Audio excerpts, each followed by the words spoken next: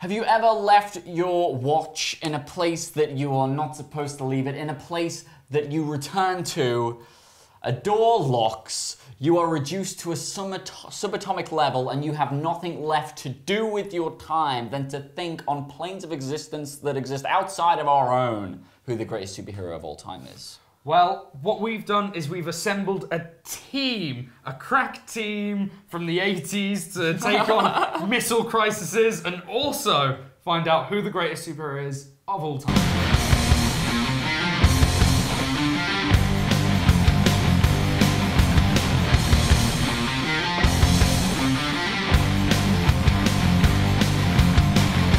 Okay, so we are back. We've got another episode trying to find out who the greatest superhero of all time is. The first battle is Batman versus Dr. Manhattan. Now, importantly, if this was who would win in a fight, don't think there's any debate that Dr. Manhattan... Although no question about it. In saying that, Batman has been underestimated like that many a time by the likes of Superman, Darkseid, Mazer. There is an argument. There is an argument that could be made saying, well, if these two were gonna fight, then Batman would have a plan. Otherwise, he wouldn't enter the fight. If Batman knows, and this is always the case, because he's the greatest detective of all time, if he knows about the character, normally he can create a plan to take them. But that's if they have a weakness. And my argument would be that Dr. Manhattan has no weakness. Yeah. He gets offended when you say he gave people cancer. He doesn't you like murderer! Batman just stands there going, you monster! You're a monster! He goes, my parents are dead because of you! Dr. Manhattan's No, like, but he doesn't know. The point is with Dr. Manhattan, eventually he becomes this nihilist that doesn't have really any emotion. He doesn't care what you think. He doesn't care what the state of the human race is because he understands things on a much deeper level than any other being ever does. Yeah. So fucking hipster. I'm just Manhattan. I understand things on a deeper context. No one has ever described Dr. Manhattan as a hipster before. Nice. I mean, well, I think it's... If we're talking about the whole, like, between the two of them in a fight, the thing that annoys me about Batman is that people seem to think, oh yeah, he has a plan, he'll take them down. Now, the people that they match Batman against are people who are, like, quicker than a thought and things like that. That's if it's planned, yeah. If he knows, oh, I'm going to fight Superman in 3 days, I better bring the kryptonite with me. Yeah. Then of course, yeah, Batman's got an advantage. But the fact is, Superman can just like fly straight up to him and just like boom that to him, and then he'll be like, okay, you know, what then? He's not always going to have the kryptonite on him. Basically, I love the idea that he goes wallet, keys, phone, kryptonite. Let's go. He took the fucking mask away with him, didn't he? He just gets halfway out of the house. Oh, kryptonite. Alfred's like, what have you forgotten? This is the side that no one often explains when people think Batman is invincible. I'm just like, oh Jesus.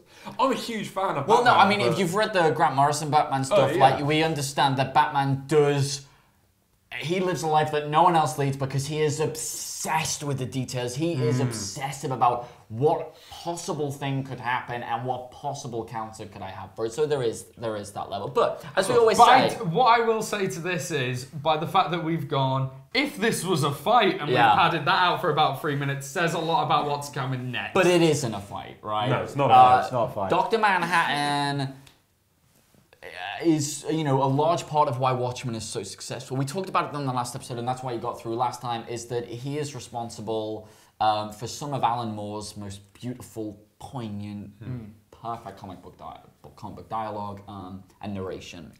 Well, having said that, do any of you want to stop pounding the point home of why Batman is the better character? Well, no, I mean, before we carry on to Batman, what I'm saying is let's not forget that Dr. Manhattan is part of a book that was a huge influence on how we see comics today. Oh, yeah. Oh, and how we see Batman. All the best things about Batman come from Watchmen. Yeah. No, that's not Frank Miller. I would argue that that's not the case. Watchmen, Frank Miller and Neil Adams. Well, Watchmen was pre-Dark Knight Returns, wasn't it?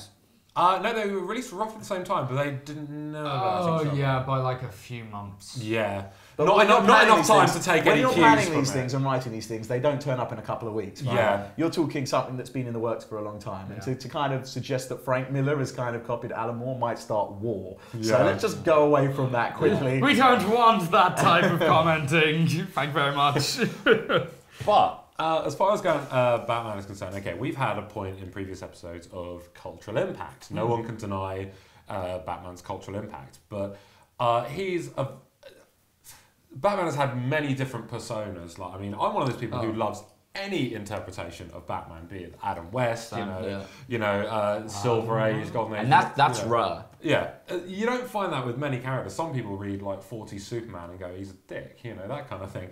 But it's mullet. That's the 90s, and I liked the mullet. I think I'm one of the only few people who liked. I like the mullet. Grant Morrison, JLA mullet. Fuck yeah. Infinite Crisis, alternate universe, Superman. No mullet, but he was awesome. He was pretty cool, I think. He was awesome. He had the grey streak. But we're not talking about Superman. No, we're not.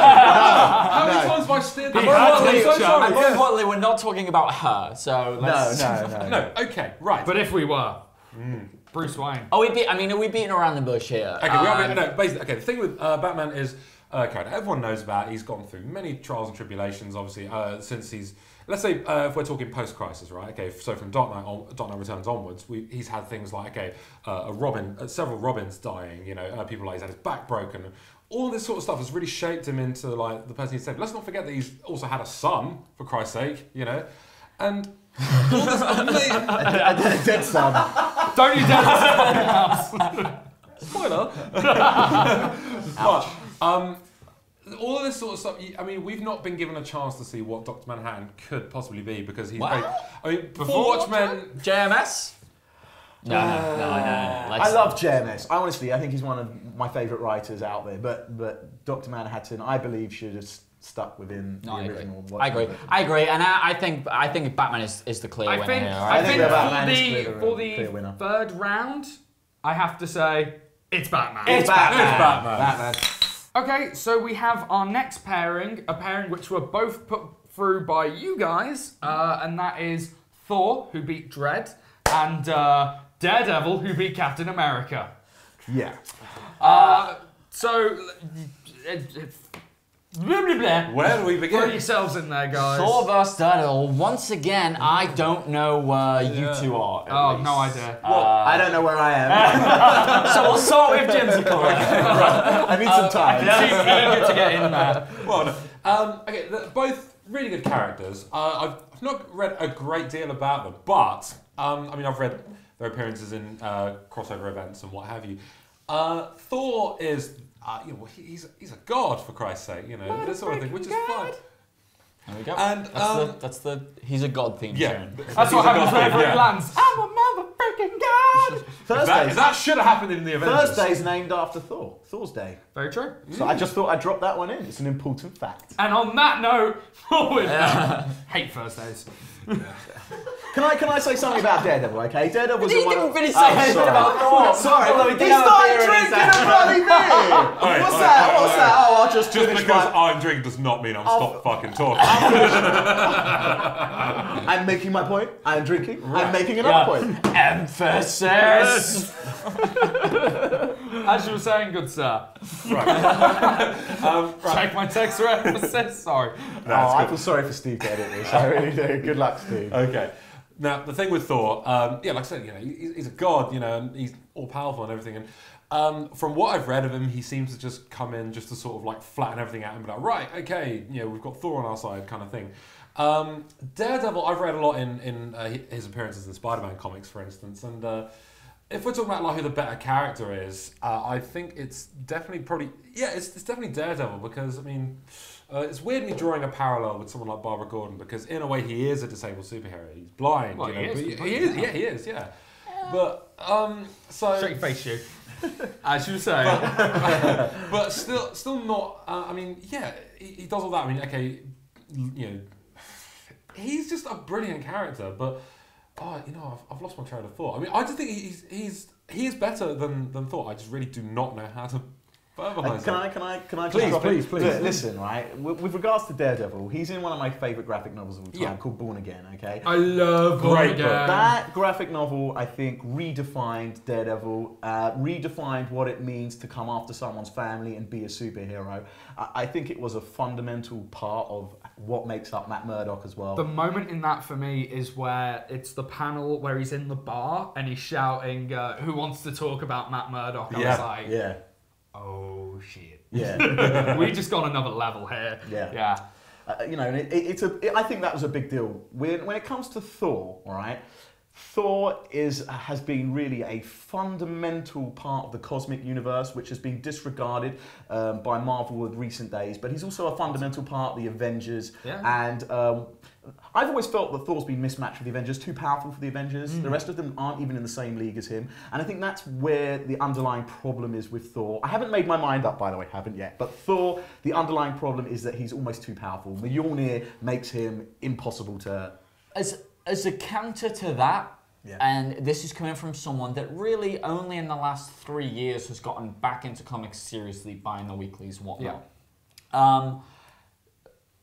That hasn't been the case. It's certainly not the case in the most mainstream interpretation of Thor, the Avengers movie. It's not the case there. It's not the case in the latest event. I mean, to some extent, we're to understand that if Cap and Thor were in a fight, Thor wouldn't have an easy time, right? That's certainly the case. If you think about it too logically, you don't quite know why that's the case, but that's been the case in the Marvel universe. Like, yes, he's a god, but he's not omnipotent, and he isn't as strong, maybe, as someone even like Hyperion or something. Yeah. But do you not feel that that's because Marvel have been forced to try to downplay so that they can get through Civil War, so they can get through Secret Invasion? So they have to downplay his power because literally he would just come in, wipe out everyone. If you talk about Dan Jurgens' run, you talk about the people that actually fundamentally made Thor, then that's going to be a real issue. We'll have to tell you about that one because that wasn't Thor in Civil War. No, it wasn't. No, it wasn't. True. But True. no, I do think especially in the big crossover events, like I've just gotten around to reading Secret Invasions,